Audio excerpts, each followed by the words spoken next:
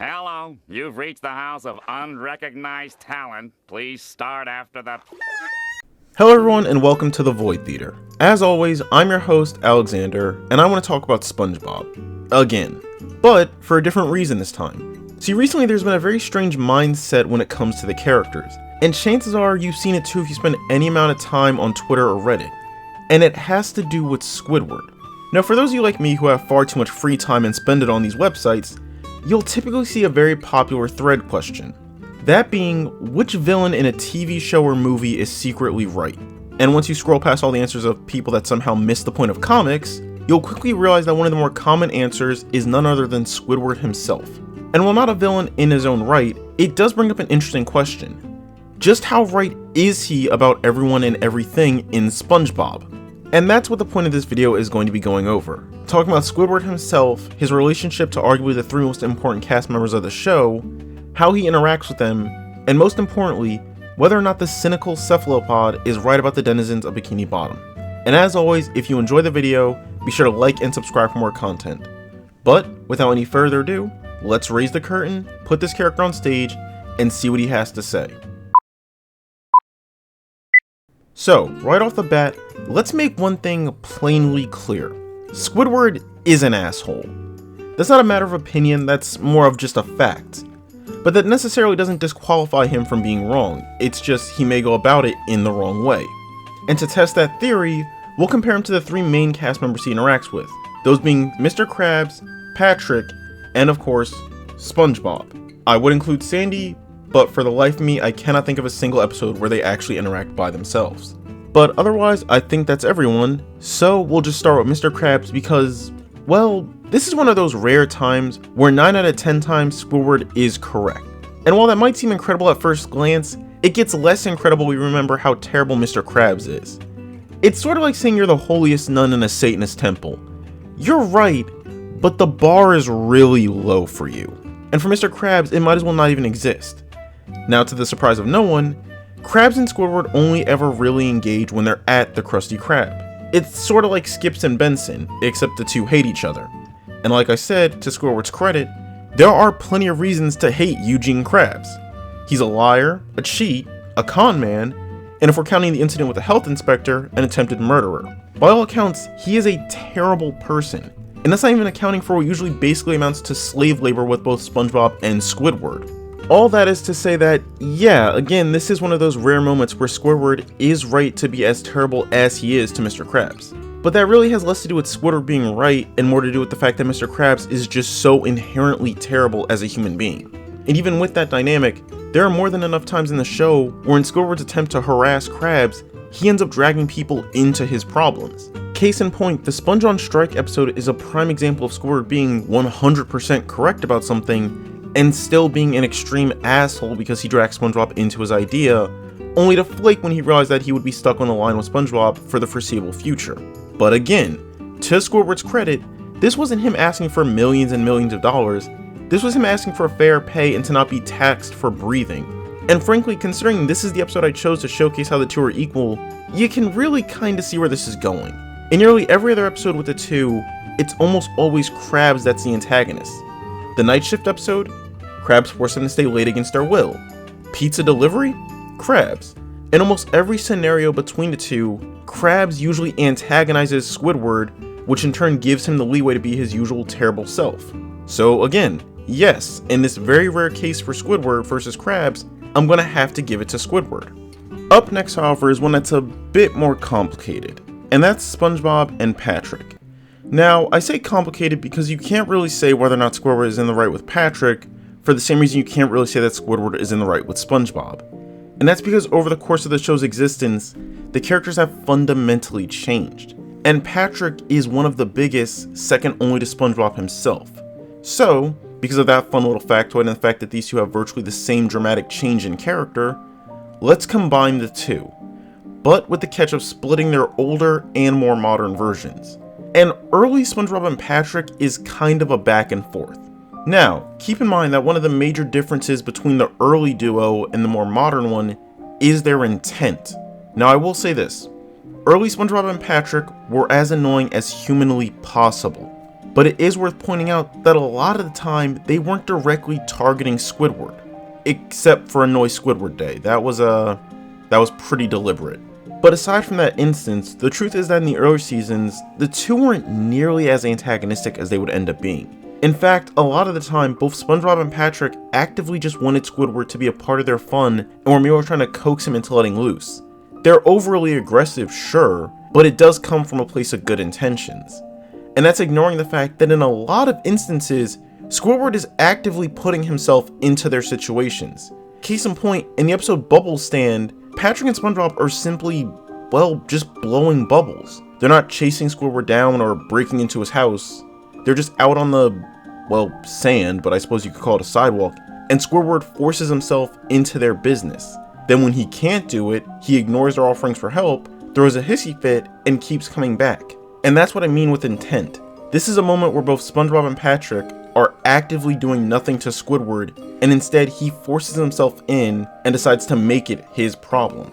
You could even make that same argument for the Imagination Box episode. Granted, yes, they were being loud, but he didn't have to get involved, yet still does anyway. And that's one of the key differences. In the early or original run, Patrick and SpongeBob both absolutely had moments where they were trying to annoy Squidward, but a majority of the time, it wasn't for the sake of outward antagonism, and even more importantly, Squidward usually didn't have a reason to ever be shown in the right. And then we get to the more modern episodes. Now, I did a video about the problem with the modern SpongeBob episodes a while back, and I made the point that the newer seasons felt like they were being written by fans of the original run trying to recapture what they liked about the show without realizing what made the show work. And there's no bigger example of that than the relationship between SpongeBob, Patrick, and Squidward. See, everything I just talked about for the earlier seasons worked because there was a balance between the three. And aside from some rare episodes, Squidward again usually deserved what he got. But with more modern episodes, that general subtlety was thrown out the window in favor of, well, just tormenting Squidward for humor. It's why the term Squidward torture porn caught on so strongly. Without the balance of the earlier seasons, it turns a relationship into a comedy show on how far the duo can push Squidward, but also never attempts to paint Squidward as the bad guy, which in turn makes SpongeBob and Patrick out to be insane idiots who just get a kick out of annoying and ruining someone's life, which then actively makes Squidward look more and more like he's in the right. It's why when you see him getting mauled by a sea bear in the earlier seasons, it's funny. He was given every single way to avoid what happened to him, and yet chose to purposefully be antagonistic to the creature. So when he gets mauled, it feels deserved. Now compare that to something like Ink Lemonade. Yes, Squidward gives Patrick some bad lemons, but I'll argue that doing that doesn't warrant being tormented. And the thing is that this is far from the last time this happens in the later seasons of the show. In fact, in virtually every appearance with the trio, it follows this exact same formula of Squidward doing something fairly minor, and in return, SpongeBob and Patrick turning it into a monstrously painful punchline or an existential crisis.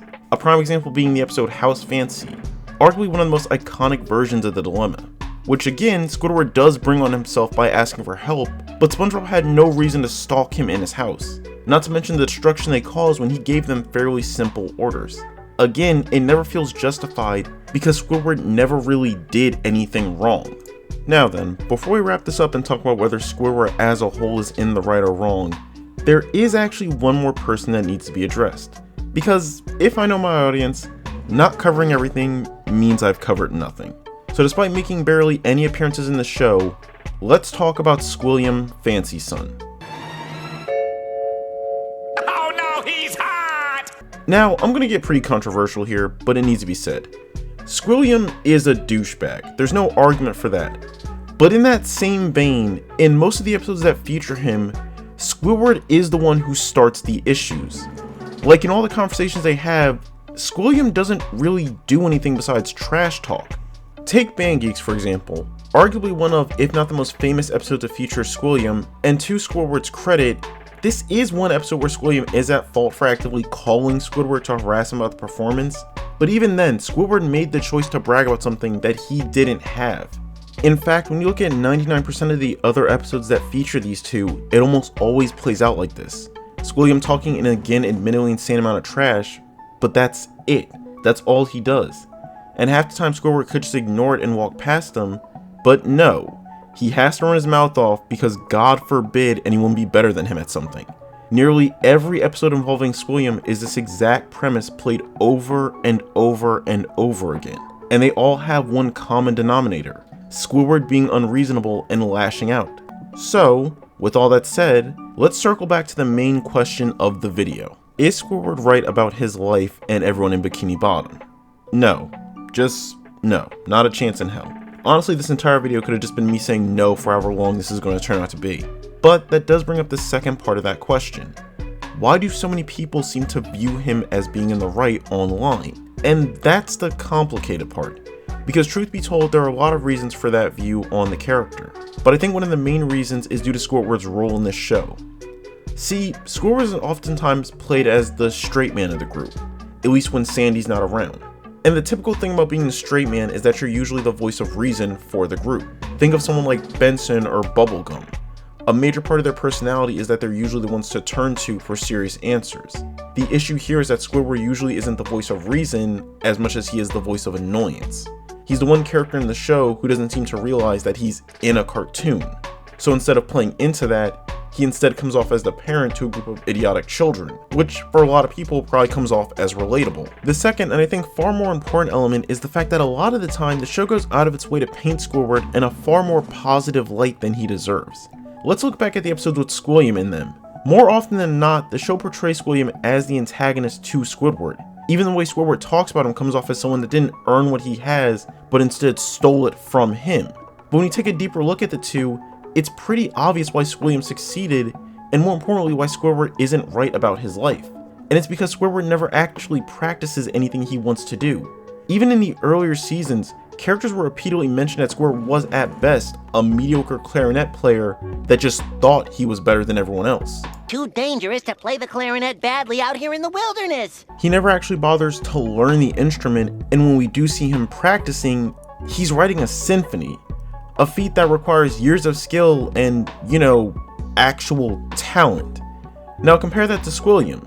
Yes, he's rich, but more importantly, he's shown to run a dance theater, manage his own orchestra, and have a statue built in his honor for picking up trash. But above all that, Squilliam is portrayed as someone who put in the time and effort to achieve what he wanted to do. Like, you don't get to play at the Super Bowl without having some genuine talent, or teach at a prestigious university. On the other hand, Squidward never put in the time or effort, and the show actually does sort of confirm this about his personality. In the episode The Original Fry Cook, Jim flat out tells Squidward that he should keep his options open and ask what he wants to do with his life. But Squidward just insists that it doesn't matter because his clarinet career is just going to take off one day. That's not a dedicated musician, that's an idiot who believes he deserves the best with no effort put in. And those ideals bleed into his personality as well. He never does nice things to be nice or for the benefit of someone, he does them because he was forced to. Whereas Squilliam, SpongeBob, Patrick, and even Mr. Krabs all either genuinely practice or do genuinely nice things. It's just that over time the show changed so drastically that SpongeBob and Patrick went from being joyfully naive to overly idiotic and annoyingly preppy. Mr. Krabs went from being moderately cheap to being the personification of greed itself. And then you have Squidward, who honestly hasn't changed all that much. And if you happen to be a viewer who only occasionally kept up with SpongeBob over the years, then yeah, Squidward seemed like someone who's just being bullied by society. But no, the truth is he's just a narcissist with delusions of grandeur. In fact, one of the earliest episodes kind of confirmed what type of person he really is and how insufferable it is to be around him. In the episode Squidsville, we see him move to a town literally populated with people that looked and act just like him. And while he enjoys it for a while, it slowly starts to drive him insane. Squidward is so annoying and so far in the wrong that just being by himself caused him to break down and lose his mind. Ironically enough, a pretty fitting summary of the type of person he is. But with that, we come to the current call on this video of Squidward. This took way longer than I wanted it to, but between holidays and being sick, it was kind of a pain to work. But I'm back and I've got loads of other videos coming down the pipeline, so keep an eye out. But as always, in the meantime with the current closing, I'll leave you with some questions. Do you believe that Squidward is more in the right or more in the wrong, and why? And what other animation internet hot takes have you seen that have confused you? Leave a comment down below letting me know what you think, and as always, if you enjoy the content, be sure to like the video and subscribe for more. But until next time, as always, I've been your host Alexander, and I hope to see you back in my theater.